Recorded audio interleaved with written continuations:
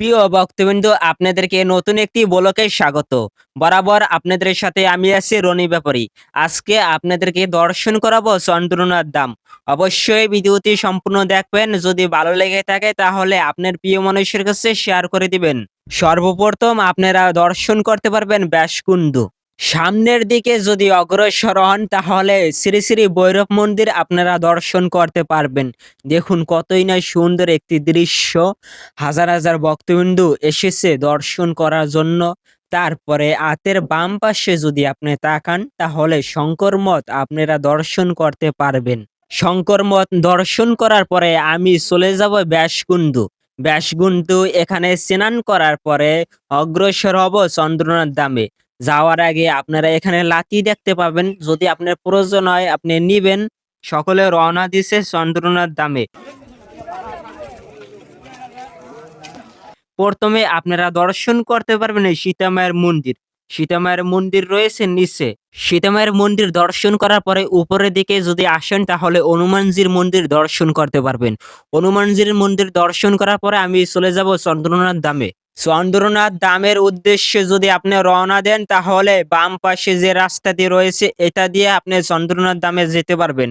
ডান পাশে যে সিঁড়িটি রয়েছে এই সিঁড়ি দিয়ে আপনি ভবানী মন্দির দর্শন করতে পারবেন। যেহেতু ভবানী মন্দির কাছে ও খুব সহজে যাওয়া যায়, তার জন্য আমি আগে ভবানী মন্দির দর্শন করব, তারপরে যাব চন্দ্রনাথ ধামে। আমি যে দেখি আমার মতো ভক্তরা এসেছে ভবানী মন্দির দর্শন করার জন্য। দেখুন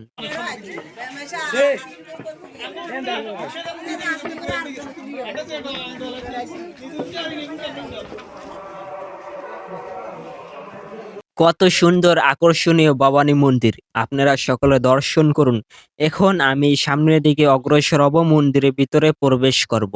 তার আগে দেখুন ভক্তেরা মোমবাতি জ্বালিয়ে মায়ের কাছে প্রার্থনা করতে আছেন।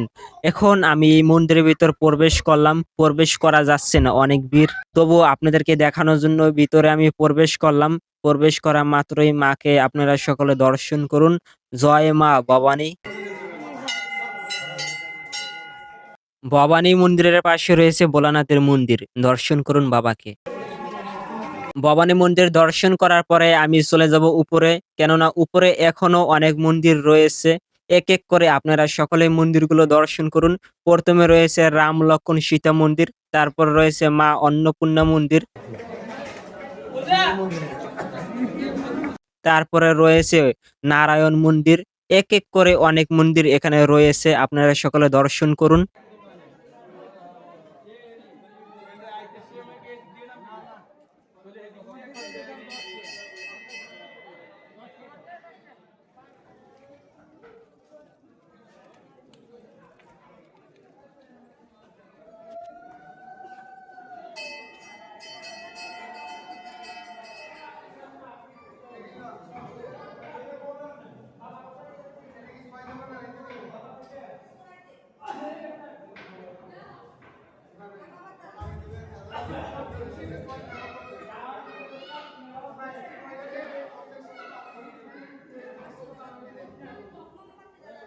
এখানে মন্দিরগুলো দর্শন করার পরে চলে যাব চন্দ্রনাথ ধামের উদ্দেশ্যে। দেখুন কেউ যাচ্ছে, কেউ আবার চলে আসছে চন্দ্রনাথ ধাম দর্শন করে।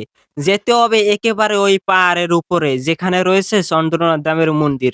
অনেক পরিশ্রম হবে এই আঁকা পাকা পথ দিয়ে যেতে। তারপরে যেতে হবে বাবার দর্শন পাওয়ার জন্য। চলে আসছি মন্দিরের কাছে। দেখুন প্রথমেই দুইটি মন্দিরে আপনারা দর্শন করতে পারবেন। একটি রয়েছে শ্রী শ্রী বিরূপাক্ষ মন্দির, আরেকটি রয়েছে শ্রী শ্রী আদি বিরূপাক্ষ মন্দির। চলুন ভিতরে গিয়ে বাবা ভোলানাথকে দর্শন করি আর বলবো হর হর মহাদেব। এই মন্দিরগুলো দর্শন করার পরে চলে যাব পাতালকালী। পাতালকালী যে মাকে দর্শন করব। দেখুন কতই না সুন্দর। আর এখানে আসলে আপনি ঝর্ণা দেখতে পাবেন।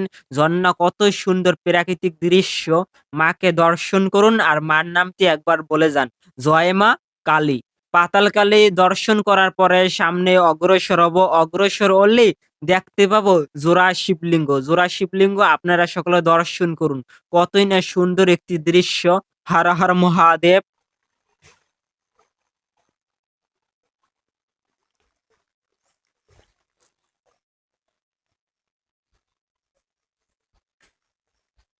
এখন আপনাদেরকে দর্শন করাবো চন্দ্রনাথ ধাম। এটাই মূলত চন্দ্রনাথ ধামের প্রধান মন্দির। চলুন ভিতরে গিয়ে আপনাদেরকে দর্শন করাবো বাবা ভোলানাথকে। যাওয়ার আগে আপনারা দেখুন কত সুন্দর একটি পরিবেশ। আসলে আপনার মন শান্ত হয়ে যাবে।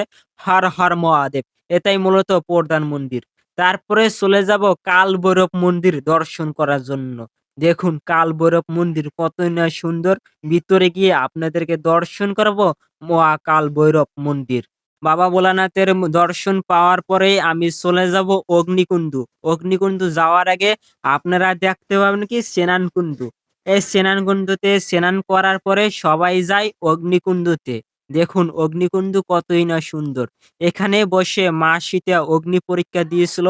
অবশ্যই এত সময় আপনারা যে ভিডিওটি দেখছেন যদি ভালো লেগে থাকে তাহলে অবশ্যই আপনার প্রিয় মানুষের কাছে শেয়ার করে দিবেন। পরবর্তী ভিডিও দেখার জন্য সাবস্ক্রাইব করে রাখবেন।